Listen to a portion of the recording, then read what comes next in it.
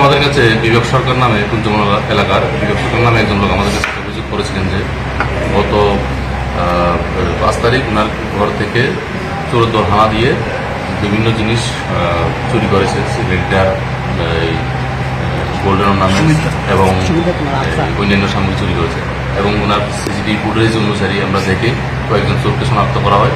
শনাক্ত করার পরে ওদের সঙ্গে আরও অন্যান্য কারা জড়িত আছে আমরা সার্চ করতে থাকি। এবং ইন দ্য মিন টাইম আরেকটা কমপ্লেন আসে আমাদের কাছে, এই যে আসাম রাইফেল মন্দির এবং কুমারডিলা কালী মন্দির থেকে বিভিন্ন জিনিস চুরি হয়েছে, মন্দিরের ঘণ্টা এবং অন্যান্য জিনিস। এবং এই খেজুর বাগান এলাকা থেকে ব্যাটারি চুরি হয়েছে। তো সবগুলি তদন্ত করতে গিয়ে সেটা আমরা এটা তদন্ত করতে গিয়ে চোরের দলকে একটা আমরা ধরি এবং তাদের কাছ থেকে আমরা এই সামগ্রীগুলি উদ্ধার করি। জলের ট্যাপ উদ্ধার করি, স্টিলের জলের ট্যাপ, ঘণ্টা 3টা, 4টা টোল ঘণ্টা, ব্যাটারি, একটা গ্যাস সিলিন্ডার, গোল্ডেন চেইন, একটা ইয়াররিং 1 পেয়ার এবং একটা বাইসাইকেল উদ্ধার করি।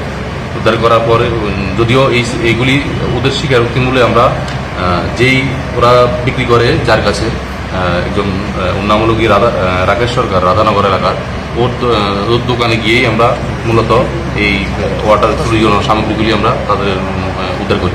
এবং আমরা টোটাল মোট 9 জনকে আমরা উদ্ধার করি। রাকেশ সরকার সহ টোটাল 9 জন চোর আমরা গ্রেপ্তার করি। গ্রেপ্তার করে আমরা থানাতে নিয়ে আসি এবং আজকে আমরা মাননীয় আদালতকে প্রদান করি। আপনার থানার অন্তর্গত কয়টা চুরি রিকভারি রয়েছে? এখানে 3টা চুরি রিকভারি আছে। মোট কতজনকে ধরা হয়? মোট টোটাল 9 জন। তারা কি স্থায়ী বাসিন্দা না শুধু চুরিকাণ্ড লোকই জড়িত আছে না অন্য কিছু লোক তারা? না, এটা এখন তারা আছে, তারা তো চুরির সঙ্গে যুক্ত এবং ওরা কি করছে বা কি করে এগুলি আমরা ভেরিফাই করছি।